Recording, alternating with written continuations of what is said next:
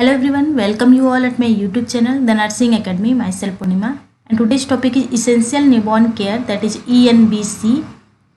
So let's start the topic. आज हम बात करेंगे इसेंशियल न्यूबॉर्न केयर के बारे में, जिसे शॉर्ट में ENBC भी कहा जाता है। इसेंशियल का मतलब यहाँ पर है इम्पॉर्टेंट, यानी कि ज़रूरी केयर क्या है न्यूबॉर्न्स के लिए। न्यूबॉर्न यहाँ पर है बर्थ से 28 डेज तक की जो बेबीज हैं उनके लिए न्यूबॉर्न वर्ड यूज किया जाता है। सो बर्थ से 28 डेज तक के बेबीज को न्यूबॉर्न कहा जाता है या फिर न्यूनेट्स कहा जाता है। और ये जो टाइम पीरियड है बर्थ से 28 डेज का, उस टाइम पीरियड को कहा जाता है न्यूनेटल पीरियड। सो यहाँ पर न्यूनेटल पीरियड में कौन कौन से ऐसे एसेंशियल केयर हैं जो प्रोवाइड होने चाहिए, उनके बारे में आज हम डिस्कस करेंगे। सो इसेंशियल न्यूबॉर्न केयर क्या होता है, मेन पर्पज क्या है, यहाँ पर ज़रूरत क्यों पड़ी इसेंशियल न्यूबॉर्न केयर की, इसके अलावा कंपोनेंट्स क्या है, उनके बारे में आज हम डिटेल में बात करेंगे। सो स्टार्ट करते हैं आज की क्लास। इसेंशियल न्यूबॉर्न केयर जो कि स्टार्ट होता है ड्यूरिंग डिलीवरी के टाइम से स्टार्ट होता है और आफ्टर डिलीवरी दिया जाता है। इसके अलावा पोस्टनेटल वार्ड में अगर बेबी जाता है उस टाइम पर, या फिर आफ्टर डिस्चार्ज जब वो अपने घर जाता है, यानी कि मदर और फैमिली के साथ होता है, उस टाइम पर भी इसेंशियल न्यूबॉर्न केयर प्रोवाइड किया जाता है। सो इसेंशियल न्यूबॉर्न केयर की ज़रूरत क्यों पड़ी, क्योंकि न्यूनेटल पीरियड जो होता है, यानी कि फर्स्ट 28 डेज का जो टाइम होता है न्यूबॉर्न के लिए काफ़ी ज़्यादा क्रूशियल होता है। और जो मोस्ट ऑफ द मोर्टेलिटी देखने को मिलती है या तो डिलीवरी के टाइम पर, या फिर आफ्टर डिलीवरी यानी कि फर्स्ट डे ऑफ बर्थ में देखने को मिलती है, या फिर जब वो पोस्टनेटल वार्ड में जाता है, या फिर फर्स्ट 28 डेज का जो टाइम पीरियड होता है, यानी कि न्यूनेटल जो पीरियड होता है उस टाइम पर देखने को मिलती है मोर्टेलिटी केसेस। जो most of the neonatal deaths होते हैं वो इन न्यूनेटल पीरियड में देखने को मिलते हैं। इसीलिए यहाँ पर essential newborn care neonatal period में प्रोवाइड किया जाना चाहिए, जिससे कि जो मोर्टेलिटी रेटेड हो रही है, यानी कि न्यूबॉर्न की जो डेथ्स हो रही हैं बिकॉज ऑफ हाइपोथर्मिया, यानी कि शुरू के जो न्यूनेटल पीरियड में मोस्ट ऑफ द जो डेथ्स होती हैं न्यूबॉर्न में हाइपोथर्मिया से होती है, या फिर इन्फेक्शन से होते हैं, या फिर एस्फिक्सिया, डिफिकल्टी इन ब्रीदिंग से होते हैं। तो ये सब जो केसेस होते हैं न्यूबॉर्न्स में, यानी कि मोस्ट ऑफ द जो डेथ्स हो रहे हैं इन कारणों से, तो उनको रोका जा सके, यानी कि प्रिवेंट किया जा सके, और जो बेबी का हेल्थ है उसको इम्प्रूव किया जा सके, इसके लिए इसेंशियल न्यूबॉर्न केयर प्रोवाइड होना चाहिए। सो जो मोस्ट ऑफ द डेथ्स हैं ड्यूरिंग एंटीपार्टम टाइम, यानी कि जो 27% डेथ्स हो रहे हैं। इसके अलावा इंट्रापार्टम में 21% डेथ्स जो होते हैं, बर्थ डे पर 19% डेथ्स देखने को मिलते हैं। इसके अलावा रेस्ट ऑफ द जो इंटायर पीरियड है 28 डेज का, यानी कि न्यूनेटल पीरियड है 28 डेज का जो टाइम पीरियड है, उस टाइम पर 33% डेथ्स देखने को मिलते हैं न्यूनेट में। तो इनको रोकने के लिए इसेंशियल न्यूबॉर्न केयर अप्रोच ज़रूरी है, यानी कि कम्प्रिहेंसिव केयर न्यूबॉर्न को प्रोवाइड किया जाना चाहिए, जिससे कि ये सारे जो डेथ्स हैं उनको रोका जा सके और बेबी का जो हेल्थ है उसे इम्प्रूव किया जा सके। सो हेल्दी न्यूबॉर्न की डेफिनेशन क्या हो जाएगी, a healthy newborn born at term between 38 to 42 weeks should have average birth weight, cries immediately following birth, stabilizes independent rhythmic respiration and quickly adapts to changed environment। Healthy newborn infant किसे बोलेंगे, जो eight term पे जिनका birth हो रहा है, यानी कि 38 to 42 वीक्स ऑफ जेस्टेशन पे जिनका बर्थ हो रहा है, और एवरेज बर्थ वेट है, यानी कि 2.5 से 3.8 kg बर्थ वेट है, जिसका बर्थ के बाद ड्यूरिंग बर्थ इमिडिएटली क्राई कर रहा है बेबी, और स्टेबलाइज कर पा रहा है independent rhythmic respiration, proper respiration कर रहा है, और चेंज इन्वायरमेंट में खुद को क्विकली एडजस्ट कर पा रहा है, यानी कि जब वो मदर के वूम से आ रहा है इंट्रायूट्राइन लाइफ से एक्स्ट्रा यूट्राइन लाइफ में आ रहा है, तो उस टाइम में खुद को एडजस्ट कर पा रहा है बाहर के इन्वायरमेंट में, तो उसे हेल्दी न्यूबॉर्न बोलेंगे।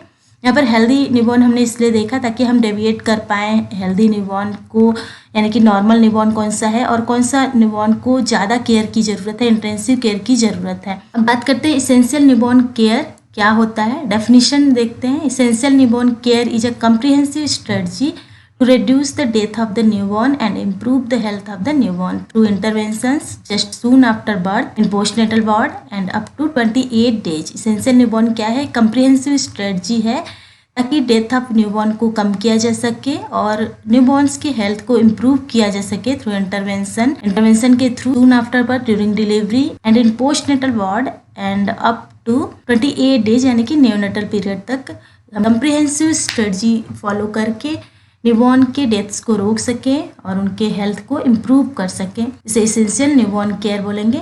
ENC involves immediate care at the time of birth and essential care during the entire newborn period. इसमें immediate care जो टाइम बर्थ के टाइम पर दिए जाते हैं और 28 डेज का जो टाइम पीरियड होता है, ये दोनों इन्वॉल्व होते हैं. नेक्स्ट बात करते हैं purposes of ENBC. Essential newborn care का पर्पज क्या है? तो इसमें फर्स्ट है early detection of problems and danger science. जो न्यूबॉर्न्स में डेंजर साइंस हैं और जो प्रॉब्लम है उनका जल्दी से पता कर पाए, उनको जल्दी से डिटेक्ट कर पाएँ. To help mother to meet the basic needs of baby, breastfeeding, warmth, prevention of infection. Mother का हेल्प कर पाएँ ताकि वह बेबी के बेसिक नीड्स को पूरा कर सके, ब्रेस्ट फीडिंग जल्दी से इनिशिएट कर सके, वार्मथ प्रोवाइड कर सके बेबी को और उसे इन्फेक्शन से बचा सके. To initiate breast feeding within half an hour of birth. Breast feeding initiate कर पाए half an hour of birth में. To encourage and educate the mother to give exclusive breast feeding and care to the baby. Mother को encourage कर पाए और उन्हें teach कर पाए एक्सक्लूसिव ब्रेस्ट फीडिंग के लिए और किस तरह से केयर प्रोवाइड करना है बेबी को, इनके लिए एजुकेट कर पाए. To treat the problems such as asphyxia and sepsis. Problems baby में होने वाले प्रॉब्लम्स जैसे कि एस्फिक्सिया एंड सेप्सिस को ट्रीट कर पाए.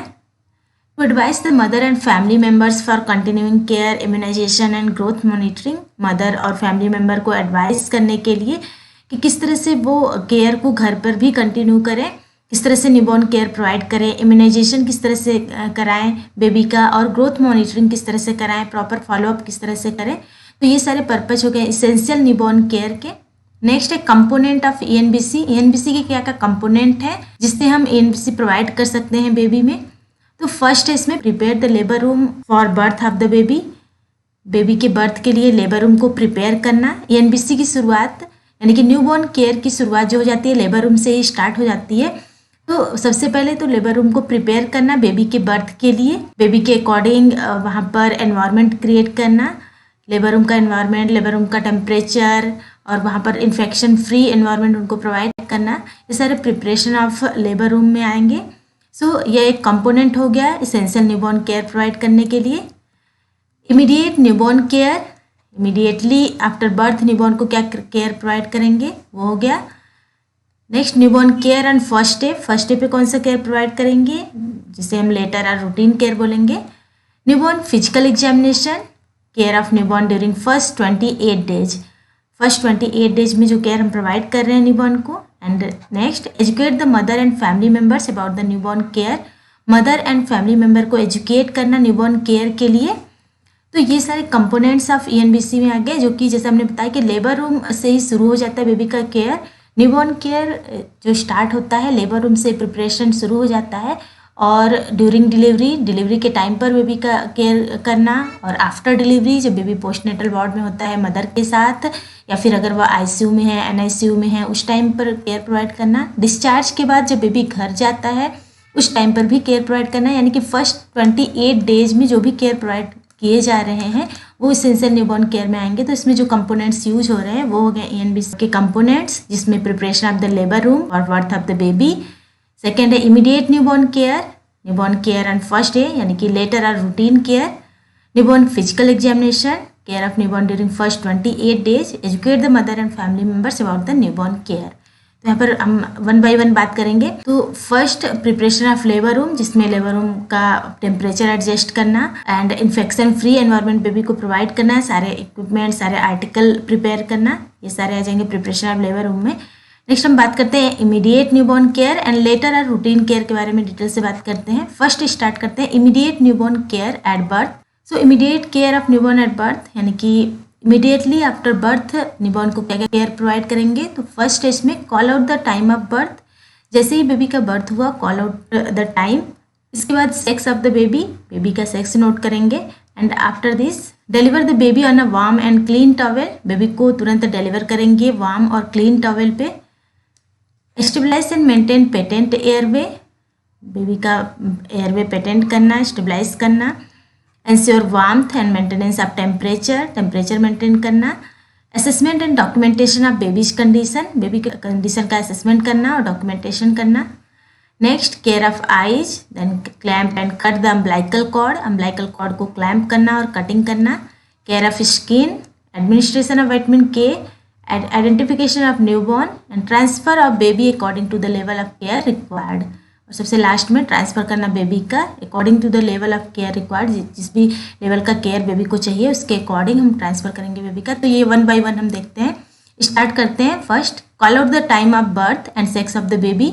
कंपोनेंट ऑफ ENBC में इमीडिएट केयर आफ्टर बर्थ हम पढ़ रहे हैं। तो सबसे पहला हमने क्या किया, call out the time of birth and sex of the baby. जैसे बेबी का बर्थ होता है हमने टाइम नोट किया and sex of the baby. Second, deliver the baby on to a warm and clean and dry towel और cloth and keep on mother's chest and abdomen between the breast. सबसे पहले जैसे ही baby deliver हुआ वैसे ही baby को transfer करेंगे ड्राई, क्लीन और वार्म टॉवल में, और उसके बाद मदर के चेस्ट पे रखेंगे बिटवीन द ब्रेस्ट, ताकि बेबी को वार्मथ प्रोवाइड हो सके।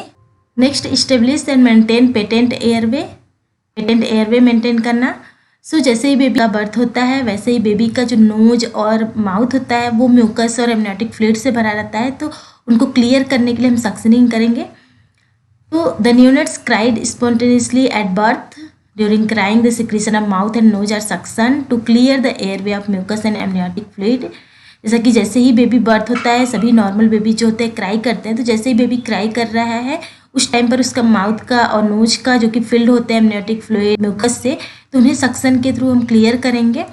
सो सक्शन के टाइम पर हम ध्यान देंगे कि अगर बेबी क्राई कर रहा है तो उस टाइम पर माउथ का पहले सक्शनिंग करेंगे और फिर नोज का, क्योंकि माउथ वाइड स्पेस होता है, इसमें ज़्यादा म्यूकस होते हैं, सिक्रेशंस होते हैं, तो यहाँ पर एस्पिरेशन का चांसेस ज़्यादा होता है। तो एस्पिरेशन को प्रिवेंट करने के लिए पहले माउथ का सक्शनिंग करेंगे, उसके बाद नोज का करेंगे। तो थ्रू बल्ब सिरिंज या फिर म्यूकस ट्रैप से suction the baby's mouth and nose should be done using bulb syringe और म्यूकस ट्रैप। म्यूकस ट्रैप करेंगे पहले माउथ और फिर नोज का। यहाँ पर हेड लो पोजीशन रखेंगे बेबी का। बेबी का पोजीशन जो है हेड लो पोजीशन होना चाहिए। जब भी हम सक्शनिंग कर रहे हैं हमें ध्यान देना कि हमें जेंटल सक्शनिंग करना है। Gentle suctioning should be done to prevent bradycardia, laryngospasm and cardiac arrhythmias from vagal stimulation. हमें जेंटल सक्शनिंग करना है ताकि हम ब्रेडिकार्डिया, लारिंजियोस्पाज्म या फिर कार्डियक अरिथमियाज को रोक सकें।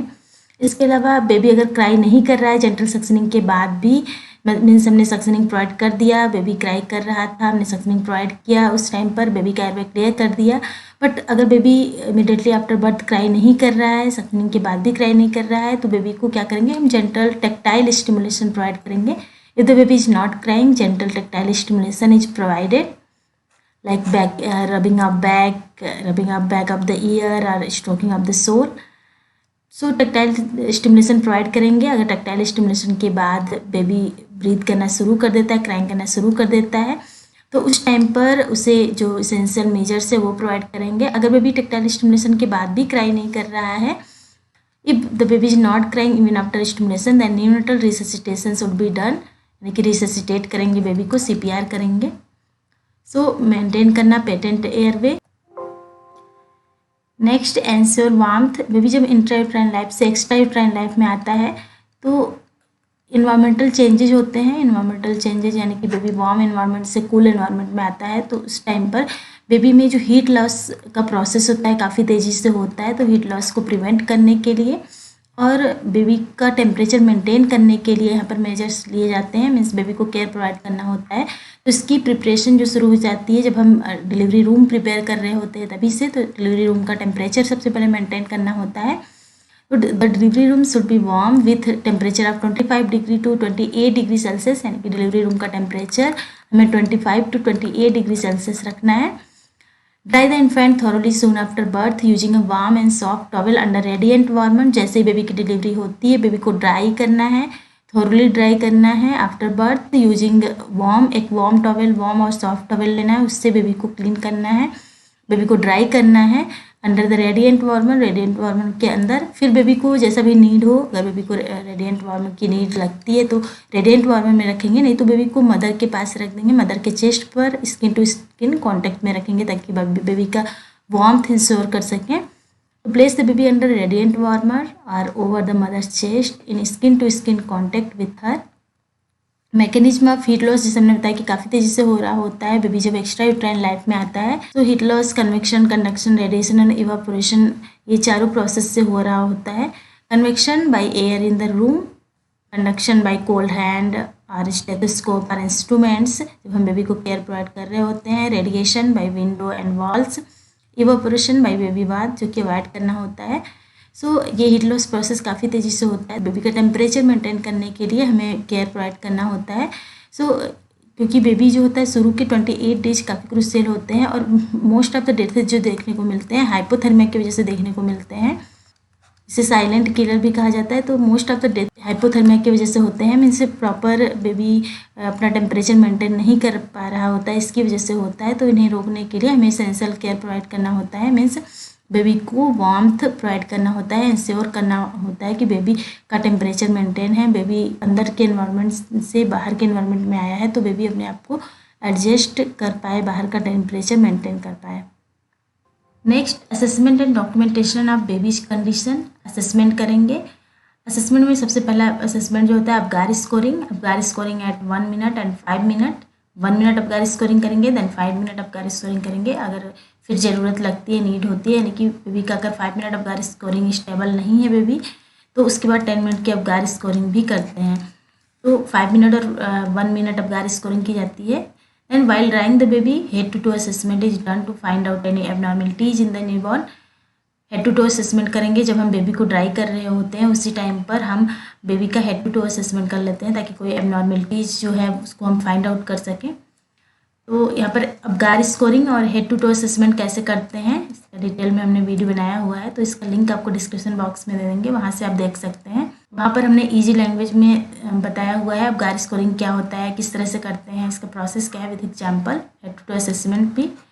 तो आप प्लेलिस्ट में जाकर भी देख सकते हैं। इसके अलावा लिंक डिस्क्रिप्शन बॉक्स में मिल जाएगा, वहाँ से भी आप देख सकते हैं। Next, care of eyes. Essential newborn care में केयर ऑफ आइज है। As soon as head is delivered using sterile cotton swabs dipped in sterile water. Care of eyes baby का किया जाता है जैसे ही बेबी का हेड डिलीवर होता है ड्यूरिंग डिलीवरी के टाइम में, वैसे ही बेबी के आइज को क्लीन किया जाता है स्टेराइल कॉटन से। Dipped in sterile water, sterile cotton को स्टेराइल वाटर में डीप करते हैं, उसके बाद बेबी का आइज क्लीन करते हैं। तो इस टाइम पर हमें ध्यान देना है कि बेबी के दोनों आइज के लिए सेपरेट आपको कॉटन स्वैप यूज करने हैं और 1 स्ट्रोक ही करना है 1 कॉटन स्वैप से from inner canthus to outer canthus, like this, inner canthus to outer canthus. इस तरह से आपको कॉटन स्वैप से क्लीन करना है। From inner canthus to outer canthus, we separate swabs for each eyes. Thereafter, medicated eye drops should be instilled to protect baby's eyes from bacterial infection that may be contracted during delivery. उसके बाद जो भी medicated eye drops हैं वो instil करेंगे baby के आई में, क्योंकि ड्यूरिंग डिलीवरी प्रोसेस बेबी का आई इन्फेक्शन हो सकता है, बैक्टीरियल इन्फेक्शन हो सकता है। तो उससे प्रोटेक्ट करने के लिए, इन्फेक्शन से बचाने के लिए बेबी में मेडिकेटेड आई ड्रॉप्स डाले जाते हैं। Next, clamp and cut the umbilical cord. Umbilical cord और को क्लैम्प करना और उसको कट करना, जिसमें डिलेड कॉर्ड क्लैम्पिंग होता है। तो delayed cord clamping 2 to 3 minutes और 5 minute after delivery when the cord pulsation stops. यहाँ पर डिलेड कॉर्ड क्लैम्पिंग का मतलब है कि थोड़ा रुक के कॉर्ड को क्लैम्प करना, यानी कि 2 to 3 मिनट से 5 मिनट तक रुकना है पहले। जब कॉर्ड पल्सेशन स्टॉप हो जाएगा बेबी की डिलीवरी के बाद, कॉर्ड पल्सेशन जैसे ही स्टॉप होगा वैसे ही हम कॉर्ड को क्लैम्प करेंगे। तो क्लैम्प किस तरह से करना है, सपोज अम्बलाइकल कॉर्ड है बेबी का, अम्बलाइकल कॉर्ड से 5 सेंटीमीटर दूर आपको एक क्लैम्प लगाना है, first clamp, and then 2 centimetre के बाद सेकेंड क्लैम्प करना है और उसके मिड में आपको कट करना है। ये चीज़ ध्यान देना है आपको।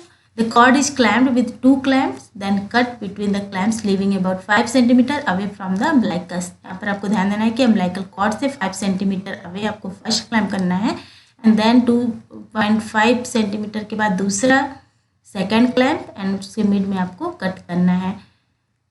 Early umbilical cord cutting in preterm baby. Preterm baby है तो उसमें अम्बलाइकल कॉर्ड को जल्दी कट किया जाता है ताकि हम प्रिवेंट कर सकें हाइपरवॉल्यूमिया को प्रिवेंट करने के लिए। HIV इन्फेक्टेड मदर है तो उस केस में अर्ली अम्बलाइकल कॉर्ड कटिंग करते हैं। इसके अलावा मल्टीपल जेस्टेशन है तो उस केस में अर्ली अम्बलाइकल कॉर्ड कटिंग करते हैं मल्टीपल जेस्टेशन में, ताकि जो सेकेंड बेबी है मदर के वूम में उसको एनीमिया से बचाया जा सके, ब्लड लॉस से बचाया जा सके। तो उसलिए हम मल्टीपल जेस्टेशन में अर्ली अम्बलाइकल कॉर्ड कटिंग करते हैं। Next, care of skin. So newborn's skins जो होते हैं काफ़ी ज़्यादा सॉफ्ट और डेलिकेट होते हैं, तो इन्हें काफ़ी ज़्यादा मीन्स बहुत ज़्यादा रब करके नहीं क्लीन करना है, जेंटली रब करना है, जेंटली वाइप ऑफ करना है जो भी इस पर ब्लड और सिक्रीशंस लगे रहते हैं। और जो इस पर एक लेयर होती है वनिक्स कैसियोसा की प्रोटेक्टिव लेयर जो होती है, जो कि काफ़ी ज़्यादा बेबी के लिए फ़ायदेमंद होती है। मीन्स बेबी के लिए प्रोटेक्शन का काम करता है, हीट रेगुलेटर का काम करता है, हीट मेंटेन करने का काम करता है। तो इसको रब ऑफ करके छुड़ाना नहीं है, रब ऑफ नहीं करना है, इसको बस वाइप ऑफ करना है, जेंटली वाइप ऑफ करना है बेबी के स्किन को। और जो भी फोल्डेड एरिया है लाइक ग्रोन, एक्जिला, नेक, इस सब पे स्पेशल अटेंशन देना है, इनको अच्छे से क्लीन करना है। So the newborn skin is delicate, so it should be gently wipe off blood, mucus and secretions. No attempt should be made to rub off the protective vernix caseosa. Protective vernix caseosa जो baby पे रहता है उनको rub off नहीं करना, उनको छुड़ाना नहीं है। The areas with fold require special attentions like axilla, neck, Crohn's and creases at joints.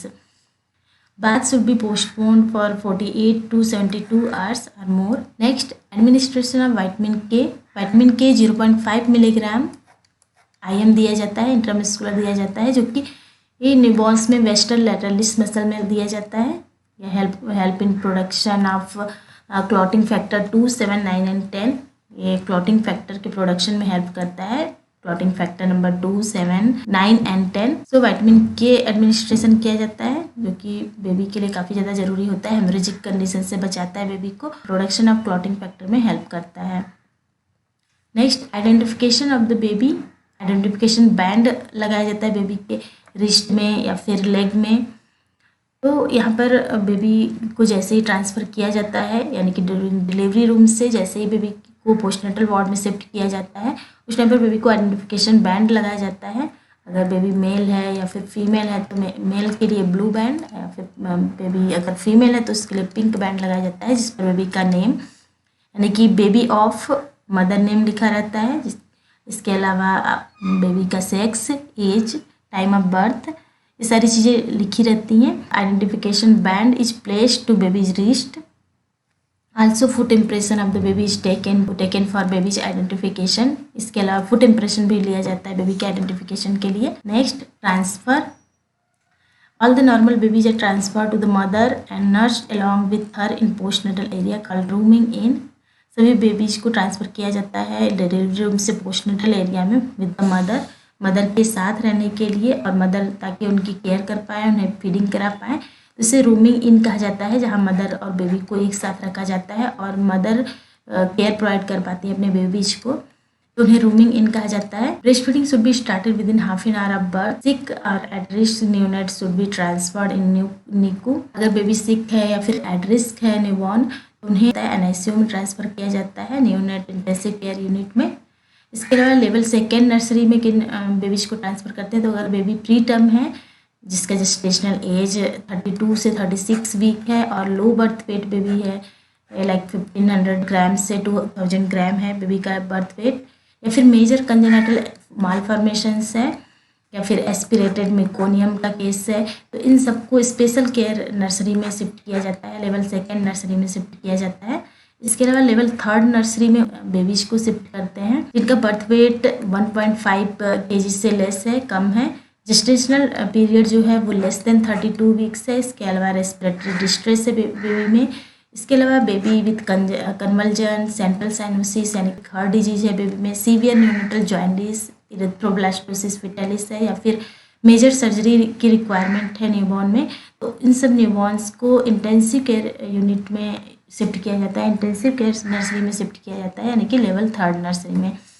तो इस ऐसे कैटेगरी वाइज न्यूनेट को शिफ्ट किया जाता है, कैटेगरी वाइज न्यूनेट को शिफ्ट किया जाता है, ट्रांसफ़र उनका होता है लेवल 1, 2 एंड 3 नर्सरी में। सो ये सारे थे immediate care of the newborn after birth. Next, later and routine care of the newborn. Means शुरू का जो बर्थ के टाइम में जो केयर था वो हमने प्रोवाइड कर दिया, एसेंशियल न्यूबॉर्न केयर प्रोवाइड कर दिया। उसके बाद जो केयर है, नेक्स्ट कंपोनेंट है later and routine care of the newborn. उसके बाद कौन कौन सा केयर न्यूबॉर्न को प्रोवाइड करते हैं। तो later and routine care of the newborn में rooming in, initiating feeding, observation for early signs of diseases, prevention of infections, care of bladder and bowel, maintenance of personal hygiene, parental teaching and follow up. So 1 by 1 हम देखते हैं। Rooming in, सबसे पहले rooming in जैसे ही baby delivery room से postnatal ward में जाता है, बेबी को मदर के साथ जब शिफ्ट किया जाता है, यानी कि मदर के बेड के भी साइड में बेबी का बेसिनेट होता है और बेबी और मदर साथ में रहते हैं, एक रूम में रहते हैं, जिससे मदर जो है बेबी का केयर कर पाती है, अच्छे से फीडिंग करा पाती है उसको, और प्रॉपर ऑब्जर्वेशन में रहता है, मदर के ऑब्जर्वेशन में रहता है बेबी, तो इसे रूमिंग इन कहा जाता है। So rooming in, after the baby is transfer to the postnatal ward, he should be nursed in a basin beside the mother bed, this is called rooming in. इसका advantages क्या क्या होता है? This promotes early initiation of breast feeding, अगर mother जो है baby के पास है तो इससे जो मदर है वो जल्दी से बेबी को ब्रेस्ट फीडिंग इनिशिएट कर पाएगी, ब्रेस्ट फीडिंग शुरू कर पाएगी। It's provide opportunity for the mother baby interaction and bonding, mother और बेबी का इंट्रैक्शन हो, बॉन्डिंग अच्छी हो, इसके लिए एक अपॉर्चुनिटी होता है दोनों को साथ में रखना। Relieves mother anxiety related to where about the baby, anxiety को भी दूर करता है मदर के कि उसका बेबी कहाँ है, ठीक है या नहीं है। तो ये सारी एडवांटेजेस हो गए रूमिंग इन के। Next, initiating feeding as soon as possible after birth within half an hour, breast feeding शुरू करना है to prevent hypoglycaemia, hypoglycaemia baby में ना हो उसके लिए, यानी कि हाइपोग्लाइसीमिया को प्रिवेंट करने के लिए after birth within half an our initiation of breast feeding कर देना है। तो इससे क्या होगा, जो the baby must receive colostrum, क्योंकि शुरू का जो मिल्क होता है, यानी कि शुरू के 3 to 4 डेज जो मिल्क प्रोडक्शन होता है, मिल्क सिक्रीशन होता है, उसमें कोलेस्ट्रम होता है, तो ये काफ़ी ज़्यादा बेनिफिशियल होता है बेबीज के लिए। It provide passive immunity to the baby, passive immunity provide करता है न्यूबॉर्न्स को, तो ये एक तरह से फर्स्ट इम्यूनाइजेशन का काम करता है बेबी में। सो शुरू का जो कोलेस्ट्रम होता है वो rich in protective antibodies, so provides passive immunity to the baby, and nutritive content भी होते हैं इसमें, तो ये काफ़ी ज़्यादा बेनिफिशियल होता है। इसलिए मदर को बोला जाता है जैसे ही वह लेबर के फैटिक से बाहर आती है with in half an hour breast feeding शुरू कर देना है बेबीज में, ताकि हाइपोग्लाइसीमिया भी प्रिवेंट हो सके और बेबी का फर्स्ट इम्यूनाइजेशन हो सके, बेबी को पैसिव इम्यूनिटी प्रोवाइड किया जा सके, और इसके अलावा बेबी को प्रॉपर न्यूट्रिएंट मिल सके। Next, observation for early signs of diseases, observe करना है अर्ली साइंस ऑफ डिजीजेज, यानी कि डेंजर साइंस को ऑब्जर्व करना है। तो डेंजर साइंस कौन कौन से हैं? Failure to pass meconium within 24 hours of birth, अगर बेबी ने मिकोनियम पास नहीं किया है, 24 आवर्स हो गए हैं, तो ये डेंजर साइन है बेबी के लिए। Failure to pass urine within 48 hours of birth, 48 hours हो गए हैं और बेबी ने यूरिन पास नहीं किया है। ब्लीडिंग फ्रॉम एनी साइड, किसी भी साइड से ब्लीडिंग हो रही है, या फिर failure to take feed, baby feed नहीं ले रहा है।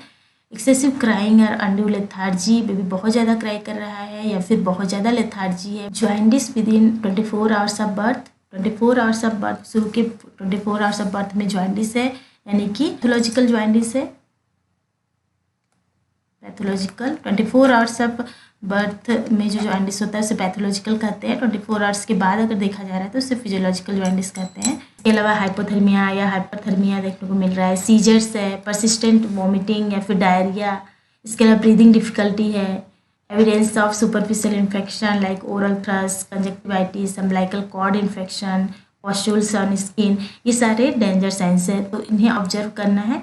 और जब भी ये डेंजर साइन दिखते हैं तो उसके बाद इन्फॉर्म करना है फिजिशियन को। Next, prevention of infection, infection को प्रिवेंट करना। Newborns are susceptible to infection, क्योंकि उनका डिफेंस मैकेनिज्म काफ़ी इमेच्योर होता है, तो वो काफ़ी ससेप्टेबल होते हैं इन्फेक्शन के। तो प्रॉपर एसेप्टिक टेक्निक आपको फॉलो करना है, एसेप्टिक टेक्निक मेंटेन करना है, जिसमें जो भी सर्फेसेस टच में आ रहे हैं, जो भी पर्सनल टच में आ रहे हैं न्यूबॉर्न के, वो फ्री ऑफ इन्फेक्शन होने चाहिए, प्रॉपर हैंड वॉशिंग होना चाहिए, स्ट्रिक्ट एसेप्टिक प्रिकॉशंस फॉलो होने चाहिए, personal hygiene of the mother and baby, personal hygiene maintain होनी चाहिए मदर और बेबी दोनों का। इसके अलावा restrict the number of visitors, number of visitors restrict होने चाहिए, मीन्स जिनको जरूरी है वही मदर के रूम में जाए, वही बेबी के रूम में जाए। Next, care of bladder and bowel, if the neonate fails to pass urine और stool within 24 hours of birth, it should be notified to the physician. अगर बेबी ने 24 आवर्स हो गए हैं और बेबी ने यूरिन और स्टूल कुछ भी पास नहीं किया है तो फिजिशियन को नोटिफाई करना है। इसके अलावा neonates wide about 15 to 20 times in a day, 15 to 20 times एक दिन में बेबी वाइड करता है, यूरिन पास करता है। Diaper should be changed as soon as wet, जैसे ही बेबी का डायपर वेट होता है चेंज करना है। The baby should be keep clean and dry, diaper area होता है क्लीन और ड्राई रखना है, कि फ्रिक्वेंट स्टूल पास करता है बेबी, तो इस टाइम पर आपको माइल्ड सोवर वाटर यूज करना है। Next, maintenance of personal hygiene, personal hygiene maintain करना है मदर और बेबी दोनों का, टू प्रिवेंट इन्फेक्शन से प्रिवेंट करने के लिए। Baby should be given sponge bath daily in summers and every alternate days in winters. Summer time है तो स्पंज बाथ डेली कर सकता है, या फिर विंटर टाइम है तो अल्टरनेट डे पे भी कर सकता है। इसके अलावा ल्यूकवार्म वाटर यूज करना है, माइल्ड सोप यूज करना है। स्पेशल अटेंशन देना है स्किन क्रीजेज पे, like crow, neck, axilla, thighs, इन सब पे स्पेशल अटेंशन देना है। Vernix caseosa should not be rubbed off. Vernix caseosa को छुड़ाना नहीं है, जो वाइट चीज़ें मटेरियल लगा होता है स्किन पे बेबी के। सो ये वनिक्स कैसियोसा होता है, प्रोटेक्टिव लेयर होता है, इसे छुड़ाना नहीं है। The umbilical stump should be clean using Betadine solution. Umbilical stump को बीटाडिन सोल्यूशन से यूज करना है। और ये जो अम्बिलिकल स्टम्प होता है ये शुरू के 1 to 2 वीक तक रहता है, उसके बाद फॉल्स अप हो जाता है, यानी कि 10 to 14 डेज के बाद ये ड्राई हो जाता है और उसके बाद गिर जाता है। तो the cord dries and falls up within 10 to 14 days. Eye care should be done daily. Eye care आपको डेली करना है। स्ट्राइल स्वैब लेना है, उसको स्ट्राइल वाटर में डीप करना है। डीप करने के बाद 1 स्वैब 1 आई के लिए यूज करना है, inner canthus to outer canthus. Next, parental teaching and follow up. Parents are taught about to observe the child's daily behavior related to feeding, sleep, cry, activity and elimination।